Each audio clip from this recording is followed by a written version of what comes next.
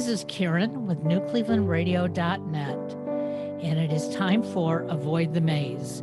And as many of you know, Avoid the Maze is about the journey we are taking in life. And I know when I was growing up, I thought that our round earth would just keep spinning and our seasons would stay the same year after year. But you know what? A lot of things have changed, not just our climate, but our climate and how we talk to each other. My guest today is a coach, he's a trainer, he's a speaker, and he comes from Brussels, Belgium. They have really good chocolate there, I understand.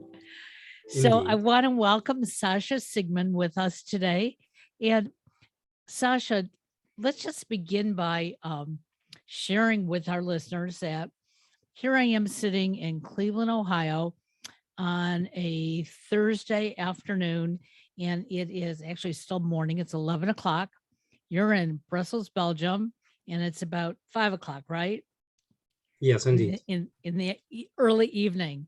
And there once was a time that if you and I wanted to have a conversation, it would have been called like a transatlantic conversation, and it would have cost a lot of money just for us to say hello to each other.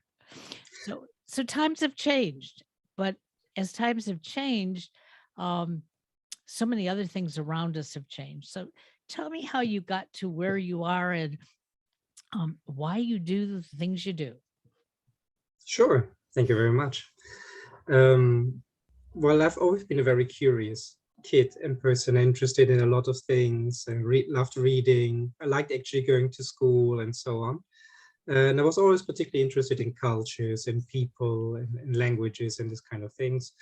And so at some point I did a master in European studies. And started working like everybody, not very consciously. You get into a job and you start and you try out. And I was working for an NGO promoting renewable energies because I thought that was close to my values. And but I switched back and forth, and I went to a financial institution as well. And so, the years pass by, Right. and you change. Always something is missing. You don't really feeling like this is what I want to do until the end of my days. And so, midlife crisis shows up, and I took at the time then the time out, and I took a coach myself, and then psychotherapy and all this kind of stuff. Started reading, and I tried to figure out what makes me alive, and what remains of all the things that I have done. And what stuck out for me was really the fact that was the relationships to the people. So even when I was in a financial institution with my clients or with my colleagues or in an NGO or wherever I lived in China for 8 months, or I lived in France for a year. And it was always the relationship to the people that was for me the key thing, and what stuck out, and the experience, and the most emotional experience that I had. And so I said, I think I want to work with people. I don't care about Excel spreadsheets, and I don't care about policies, and I don't care about products and so on. Because I think we have very often the knowledge about all those things. I mean, we know how we could make energy from photovoltaics or wind energy, and we have compliance policies that tell you don't do fraud or don't do tax evasion, Right. and it's all there. But the thing is, it it stands and falls with the humans. You know, you It can sure use a does. knife to do surgery, and you can do a knife to kill somebody. So what determines what you do with it is the person. And so I felt, in order to have lasting impact on the society, whatever it is, on yourself, on your own life, on society, in a company, it will come from the individual within the company. And so this is why I directed myself into coaching in the first place, and then into training. And this is really my key thing. I want to create awareness and consciousness, and expand the view on things, so that people are actually able then to change how they act. It's interesting because up until maybe about 10 years ago, the term coaching, for many of us, we thought that that meant that you were playing in a sport. You were a baseball coach, a football coach. Who was going to coach you in life? And what made somebody an expert to coach you in life. And when I started podcasting, I had somebody say to me, "Well, why are you sharing your story? Why do you have other people share their stories?" And I said, "Because we're human and we all do very similar things, but we always see the fault in somebody else before we see it in ourselves."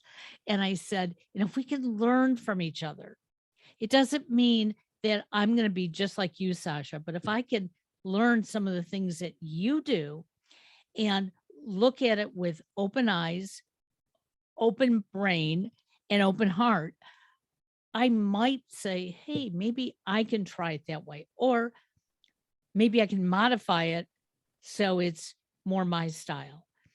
But the problem is that we wait around for someone like Sasha or myself to tell everybody else how you should do things. And that's not what you want to do. And it's not what I want to do. And that's where coaching has become such a big market today that it's helping guide us and um, sharing those values. So, like when I was reading your bio, it was like, wow, somebody on the other side of the earth thinks exact same way I do. You Mhm. know, how can that happen? And the reality of it is, you said it comes from within. So when you were growing up um, in Belgium, did did you see some of these lifestyle issues as maybe things that you just didn't want to do, or were you following in the footsteps of other people because hey, that's that's what we do when we're young? Yeah. Well, I have to say, I live in Belgium, but originally I'm German. So Okay, okay, there's a slight difference. all right. Um, yes and no. I mean, I have always been a little bit a good pupil. You know, I've been going to school and have did my homework and so on. So in a certain way, I followed the traditional ways, and I got a vocational training and I did my studies. But I never felt very much drawn to the common lifestyle in a certain way. So, I mean, even at the time, I remember being 15, 16 and walking around Germany, then you see these people driving a Mercedes Benz, men that are 50 or 60 or something like that. And I saw their faces and I said, if I have to look like this to get this kind of car, I don't want to do it. I The love it. price is too high, and so I never wanted to make a traditional career in like, it's about hard work and it's about making money and it's about sacrifice and so on. That is not really a lifestyle that would be appealing to me.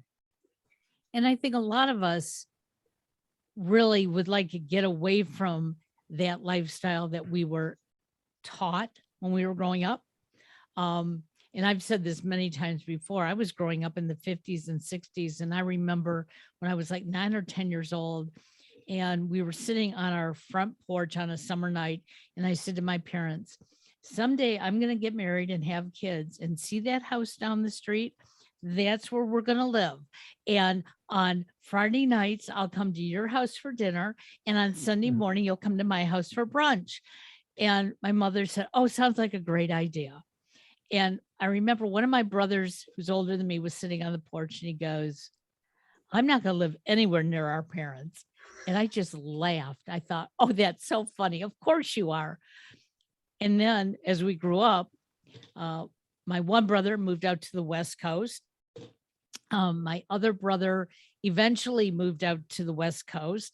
And I'm here in the Midwest. And my parents didn't have their kids living around them when their kids grew up, got married, and had kids.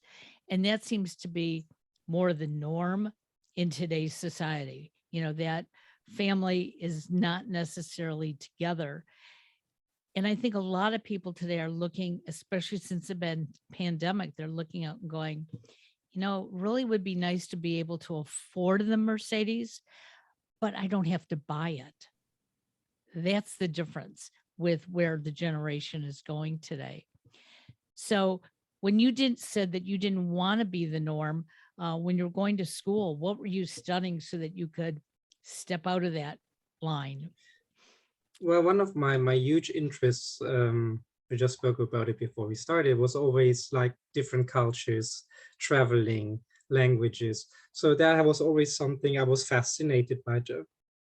I don't remember. I think I was 10 when I had the geography book with the maps and the cities and to look and where people live and so on. And this has been, for me, was always clear that I never wanted to live where I grew up. Also nowadays, obviously, when I go back, I love it, and I could even imagine to go back. But as a young person, for me, it was like I wanted to discover the world. I wanted to see everything and meet different people, see different places. That was really important to me. So did you start out in um, business initially? Because coaching, even though it's been around a while, it hasn't been as accessible to most people. So what did you do before you became a coach? Yeah. So well, I did. Well, to make it short, I did a master in European studies, so it was about social science, political sciences, languages, which allowed me already to leave my hometown and then go to France for a year and live in the Netherlands for a year, where I did my master's degree. So that was already very close to my heart, let's say. I worked 2 years in an insurance company. I worked in an NGO promoting renewable energies for 2.5 years, organizing conferences, etc., which was close to my values. And then I went to China actually for 8 months with a foundation, a German foundation, working in a German renewable energy company in Shanghai for 6 months. And then after coming back, I went to Brussels. I worked in a financial institution for 7.5 years in operations, in compliance. So really, I mean, I have done quite a lot of different things, and Sure. it has always been a little bit sometimes pushing and sometimes pulling me to the job, and it was like, okay, I need money, I need a job. And sometimes, okay, this is close to my heart and this is what I'm interested in. Um, and then maybe like many people, at some point you make you look at your balance sheet, what I have done so far, and you look inside of you and you feel like, oof. Well, I looked inside of me and I looked outside of the window, to be honest. And I looked Yep. outside and there was this kind of darkened windows and it was a summer day. And I was thinking, what the hell I'm doing here? I mean, like, is this really what you want to do for the next 25 years, working on compliance and sanctions on Russia and in the Ukraine and whatever? Was back after in 2014, after Crimean Peninsula being occupied by Russia. Um, and so I said, no, this is not what I want to do. I feel I'm already dead, actually. I go out of this office, I go home. And so this is when I took a coaching myself, took an internal coach within the company. Luckily, they had some. I took an external private coach. I started reading. I took really some time off. Um, and at some point, I just quit. I quit the company. I had no real plan. I had an idea, but I had no real plan. And what the distillation, or maybe what came out of all this reflection for me, was what made me feel most alive in all my experience. What do I still think about? And that was really the connection to the people. I mean, I still have wonderful experience about my time in China, and I still have wonderful experiences about my time in the Netherlands or France or in this job or in that job. And it was really this connection that I could create with people that actually gave me most reward. And so I said, I want to work with people. I don't care about Excel spreadsheets. I don't care about products. I don't care about new laws on AML, on anti-money laundering and whatsoever. I don't care. For me, it's really the human that counts, and I want to work with people. And I hear that so loud and clear, and it's amazing how many of us feel stuck in our jobs. They may be things that we are doing today that we thought we wanted to do when we were young. I mean, how many little boys do you hear say they want to be a fireman or a policeman when they're 4 or 5? And then when they're 10 or 15, they want to do something else. And when they're 20, they want to do something else. And that's okay. Because if you take all that knowledge that you've had along the way, you can be better for it. Um, I took almost 50 years before I finally woke up and said, hey, what am I doing? Um, and I, everyone around me at the time said, you can't change now. You're 50. What do you, what kind of job are you going to get? You know, do you have the skills? And I started thinking about, well, yeah, I have the skills. I just haven't been using them. Um, and almost like yourself, I started internally counseling myself, saying, hey, if I want to get out of this, what I call a rut, I've got to do something about it. And as much as I tried, it didn't work that easily for me. I went into a very deep depression. And it was my youngest son who looked at me one day and said, Mom, you're depressed. Now wake up and stop worrying about what I want to do in my life. What do you want to do? And he was the first one who ever gave me permission. And it was like, you know what? I've got to do something. And I did it slowly in the beginning. And that's what I think that our listeners have to understand. You were lucky enough, you were able to one day just say, hey, I'm going to leave this all behind. I'm going to move forward.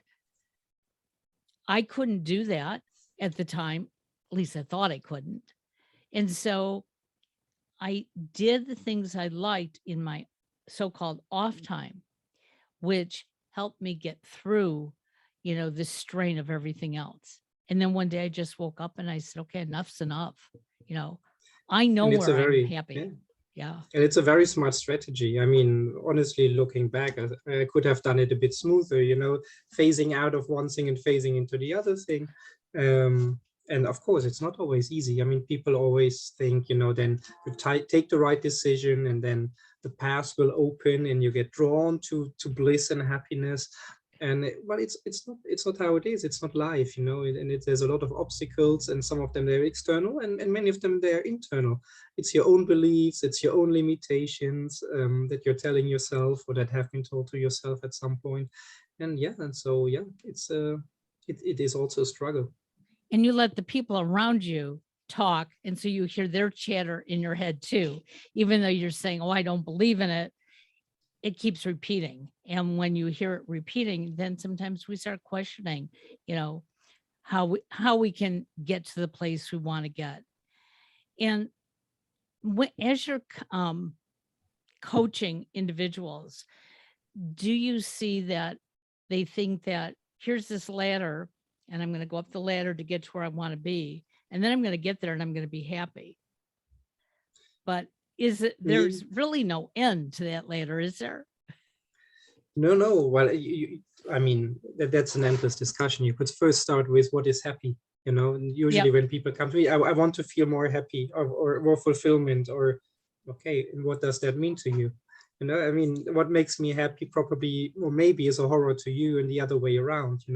If you say I want to live next to my parents' place in that house with 2 children or 3 children, and somebody else is saying I'm gonna die if I live next to my parents with 3 children.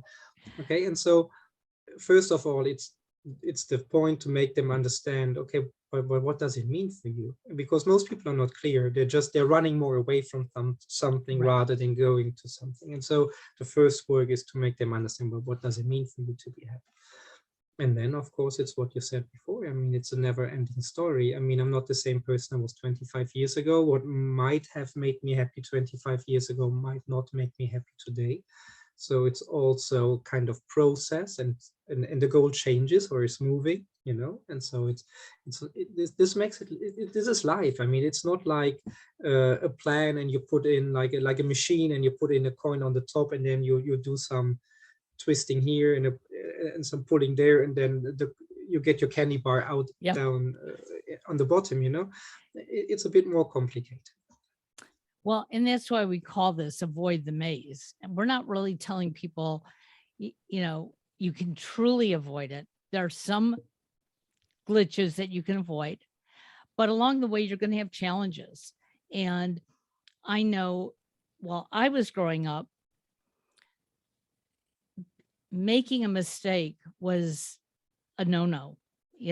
Know what you're doing before you do it. Um, and I was not good at that. Okay. I was always one of these people, and still am to a great degree, that I jump in to do something and then I learn from it. Okay. And if I've made mistakes, I line those up and, okay, how could I have done it differently? So the next time I don't make the same ones.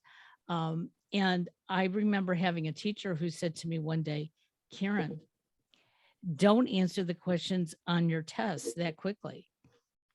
Think about them. And I said, and if I sit here and think about them, I will think about going out on the playground and playing, or some music or something else. I said, I need to dive in. And once I saw what was right and what was wrong on that test, then I knew what I had to go back and relearn. And, Mhm. that was difficult for that teacher because there were a number of tests that I truly failed. But when I had that opportunity to retake them, I aced them because I put my energy into figuring out what I had done wrong. Now, some people can't live like that. Failure is just not acceptable. Yeah. So, what do you tell your clients when they come to you and um, they say, hey, I really need to make a change? Obviously, you have to say, what does that mean to you, right? Yeah, first of all, what do you would like to change, and why is it a problem now? Where's the problem now, and why is it important to change? To understand the motivation behind, because very often we confuse what is the root cause of the problem. They want to change something because they think this is a root cause for something else.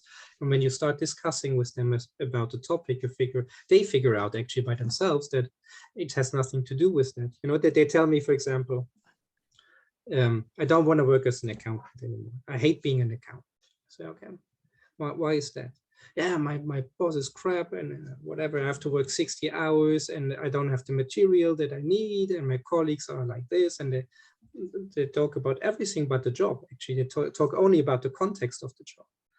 And so if you ask them, okay, what else would you like to do, or what do you like about being an accountant? Or at some point they figure out actually maybe they're just not in the right company with the right people. Maybe being an accountant for a social organization or an NGO would suit their values much more than working maybe for a management consultancy, for example, or a big oil company or whatever. And so very often it's the context that is the problem and not the job. And so very often we confuse actually. We see a problem and we think we know what the problem is caused by, and then, but we don't really understand. Absolutely. Well, this morning I had to take a survey. So on the weekends, I do IT training at a big box store. I make sure that their employees understand what is out, what is working, who uses it. And so the survey was asking me about my job. And I love my job because I love interacting with people.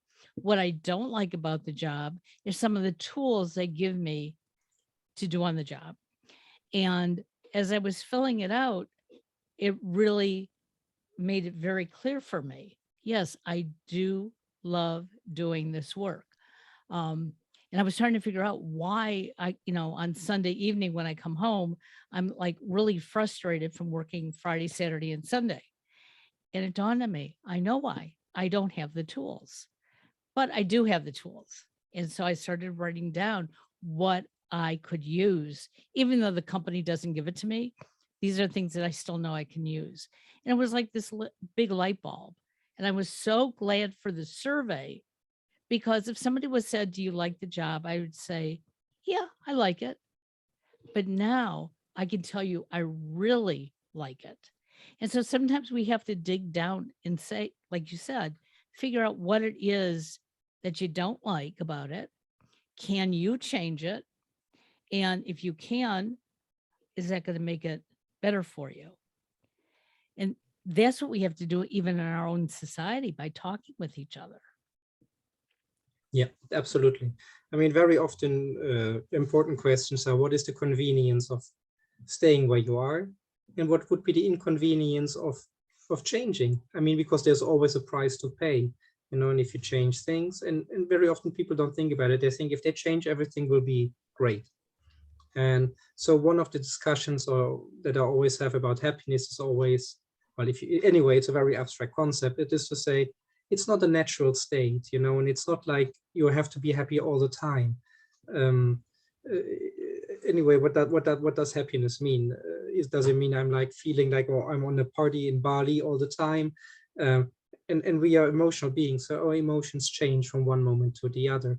And even with people that we love, like our children, um, they're not always making us happy. I Right. mean, they drive us crazy. There are a lot of emotions that we have with regards to our children: guilt and rage and anger and whatever. And so I think it's important also to reduce a little bit the expectations of thinking, okay, I changed this one thing in my life and I will be happy forever, you know? Yep. And this is simply not how it works. Well, you know, talking about happiness, my youngest son, who's a young adult, for years walked around saying, "I don't know what happiness is. I'm not happy," but yet you'd see him laugh, you'd see him engage, you'd see all these positive things that from the outside looking at him, you'd say he's happy. And it wasn't until about a year ago um, that he finally sat down and said, I don't know why I've been saying this my whole life, that I don't know what happiness is. And he started listing the things that make him happy. And I said, well, that's quite a few things and quite a few things you do. He goes, yeah. He said, but you like to watch those Hallmark movies and they're always happy. And I said, you know what? That's a movie. That's not real life. Okay. Um, and I told him one of the things that I've done my whole life, I was taught by my father when I wake up in the morning, I have to say one positive thing about myself. Nobody has to hear it. I can say it in my head, I can say it out loud, doesn't make any difference. But if I can think of one positive thing about me, then I can start moving in a positive mode. If I don't do it, if I forget, if I'm too busy or whatever, I'm going to tell you my day is tough. Okay. But once I say it, I remind myself of that as the day gets tough. So there's lots of ways that, like you said, we can be happy, but it doesn't mean that we're laughing and jumping up and down and having a great time 24/7. Absolutely. So, how do your clients find you? I mean, we know that this is a global society. So, there could be somebody in California or somebody um, in Greenland who says, wow, I like Sasha, and, maybe he'd be a great coach for me. So, how can they find you?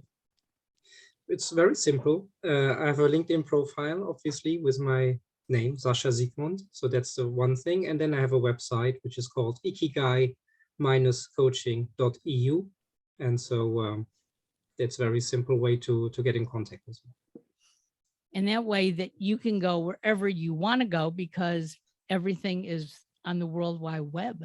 And so that's, as much as some of us say, hey, the computer has taken so much away from us, it's brought us closer together and we get to meet each other. We get to share ideas. And I'll tell you, just that little bit that we've talked today, it makes me want to like smile and say, hey, there is good in this world. Mm, Absolutely. definitely, definitely. Look, I will have a call it in 2 hours again, and there will be people from Miami and from Los Angeles and from Brussels. And so, this is just a wonderful thing to be connected so easily all over the planet. Absolutely. Well, I want to thank you for joining us today. All the information on how you can find Sasha will be in the show notes. So please read them so that, if this is a good connection for you, hey, let's do it. Let's make tomorrow a better day. Thank you again, Sasha. Have a great Thank you so day. much. Bye Thank you bye for now. having me. Sure. Take care. Bye.